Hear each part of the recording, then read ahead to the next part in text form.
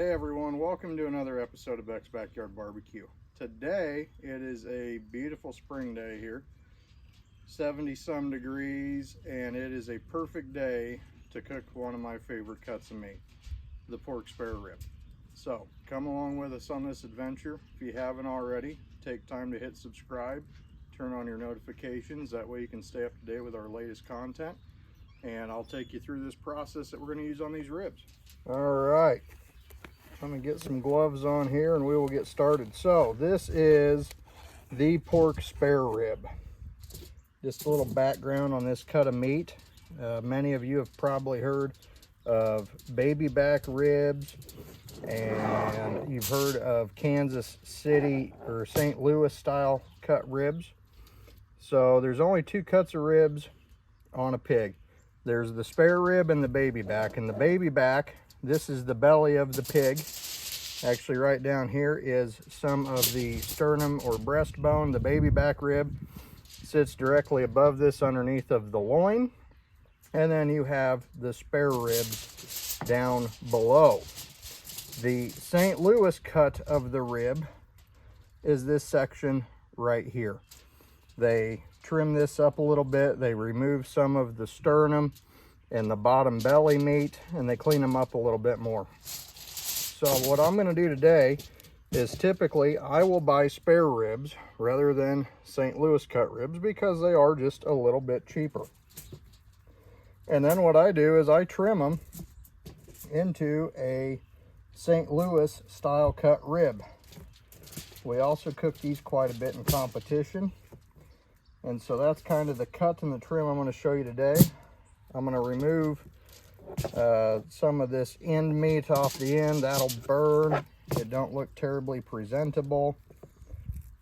On the back side here, you have a little bit of diaphragm meat. We're going to kind of trim this up.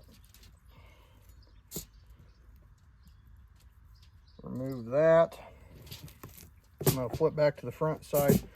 If you take your ribs and if you bend them like this, you can find a line about right here where you go from the sternum bone and actually into the rib bones. What I'm going to do is I'm going to come in here with my knife and I'm going to score this right where I see that bend happening. And after I do that, I'm going to come in here, and it takes a little force, but I'm going to cut that off. One, it makes it easier to slice it. When you're done, you can slice right down the rib bones versus if you leave that sternum in there and you're trying to slice your ribs like this, you run into that sternum bone that runs across there, and it can make it a little harder to slice. You don't get a nice, necessarily neat rib.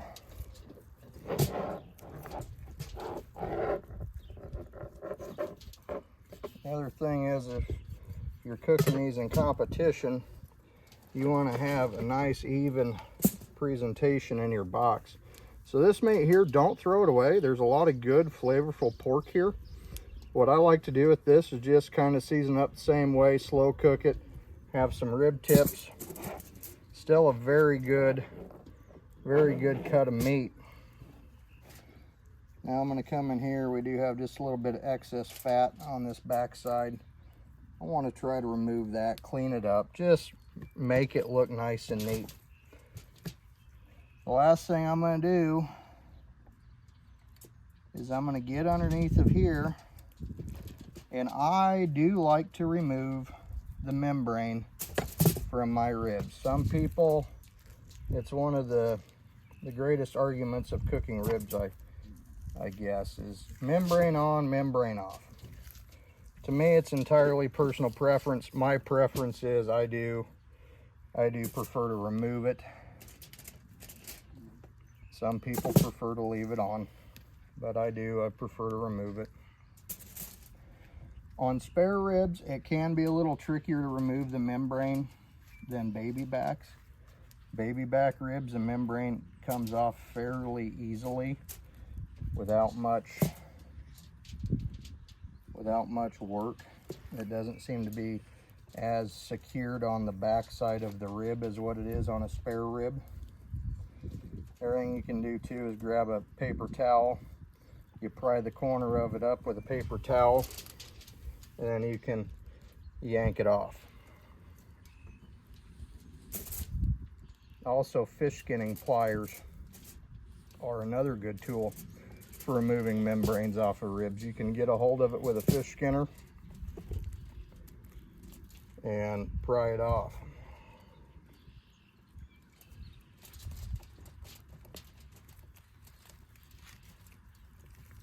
I should have brought out a paper towel today. Okay. So there we go.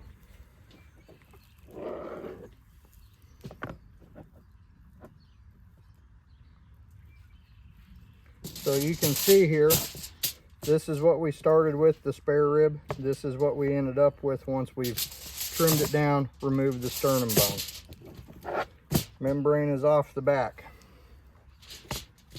One of the first things I like to do anytime I'm cooking pork, if you've watched our pork loin video, you've seen this as well, is I like to start out with a very light coat of mustard. The vinegar in it helps tenderize the meat.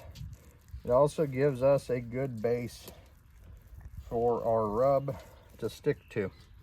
What I'm running today is I've got 2 rubs. This is a base rub. It's where I'm bringing in my salt, pepper, garlic, onion powder, just kind of your common seasonings.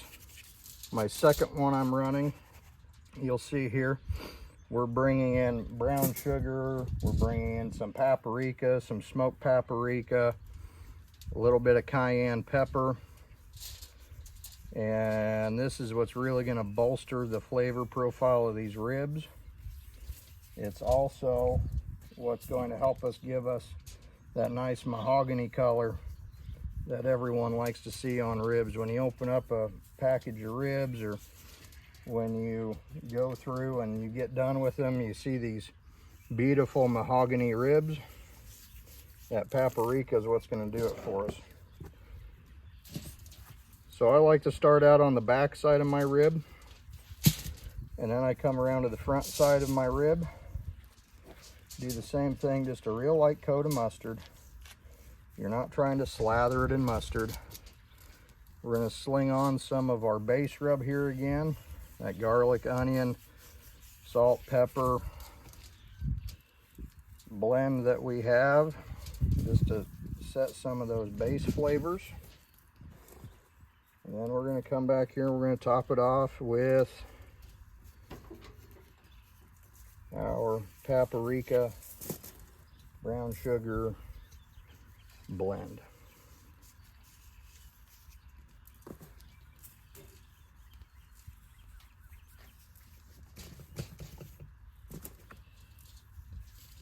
I do go a little thick on my rub. So what I found is by the time I spritz these ribs and some of the fat and the juices render off of them, you do lose some of your rub.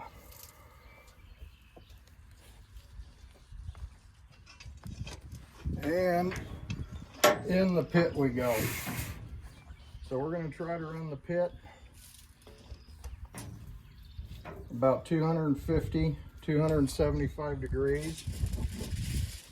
We're going to run these ribs in here for about 3 hours, 2 hours, 3 hours. We'll see how they come along. And then we will come out and we will wrap them up. So stay tuned. All right, just a little update here. We're about an hour and a half in. I just opened this up to check on them. Put a little spritz on them of apple cider vinegar and a little apple juice just to keep them moist. But we are looking good. Okay, so we are about 2.5 hours into this cook. I like our color we have, so I'm going to go ahead and wrap these. The first thing I'm going to use, as always, is some melted 100% cream butter. As you know from our other videos, I do always prefer and like to use a 100% cream butter source. The next thing that we're going to use is we're just going to give this a light drizzle of a light brown sugar.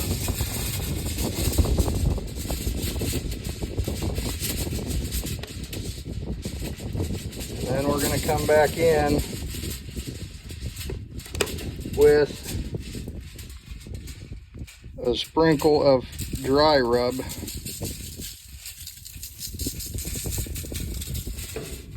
Just to help set the color and set the flavor.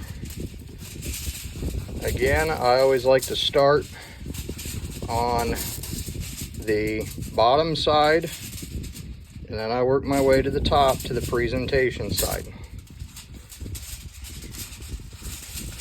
We're just going to give this a real nice coat of butter. Again, that helps sets that color, gives us that nice glossy, shiny look to our meat.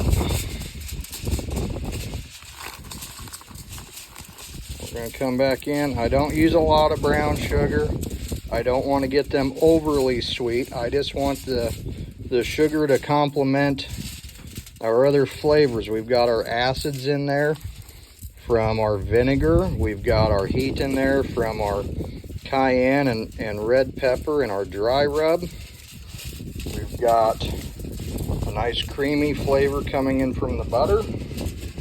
So again, I don't want to overpower those other flavors with a bunch of sweet. I just want everything to work together. So I'm going to go ahead and wrap this up in the foil. We'll put it back in the pit for about another 2 hours wrapped up, and then we'll open them up and finish them out. Just a little video update here. We opened the wrap up. We've been wrapped up for about 2 hours. And what we're looking for is called pullback, and that's when the meat starts pulling back from the bones on the end. The other thing I like to do to clue me in when my ribs are getting done is I lift them up from the end and I see how easily they bend. These here, I'd say we're going to leave them wrapped up for probably another 20 minutes. And then we'll open them up and we'll sauce it. Hey everybody, we are coming in to hour number 5. So I've unwrapped them. You can see here we've got nice pullback on the ends. I just hit these with a real light glaze of our homemade sauce. You grab them and fold them up. They bend easy, which means it tells me that they're tender. So I'm gonna let these sit in here for another 15-20 minutes just to caramelize the sauce up a little bit. And we're gonna go enjoy some Kansas or St. Louis style spare ribs. So if you like today's video, please take the time to hit the subscribe button, drop us a like or a comment, and can't wait to see you next time. Thank you.